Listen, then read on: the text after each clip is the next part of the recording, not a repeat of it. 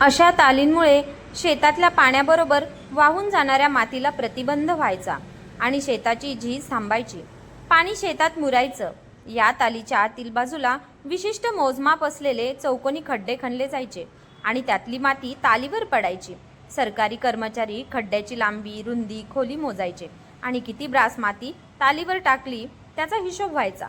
त्या प्रमाणात मजुरीचे पैसे मिळायचे. बहुतेक लोक सकाळी लवकर कामावर जायचे आणि दुपारी उन्हाचा कहर वाढला की सुट्टी करायचे. कुठेतरी झाडाखाली बसून दशम्या सोडायचे, पाणी प्यायचे, थोडा वेळ सावलीला विश्रांती घ्यायची आणि ऊन उतरल्यावर पुन्हा काम सुरू करायचे. अशाच एका कामावर पोरांना घेऊन बनी जाऊ लागली. तिचा नवरा बारकू देखील त्यांच्या मदतीला जाऊ लागला. शेळ्या मोकळ्या रानात सोडल्या जायच्या. त्या बांधाचं वाळकं गवत, छोटी काटेरी झुडपे, नांगरटीतून वर आलेल्या काशा, हरळीची मुळं खायच्या.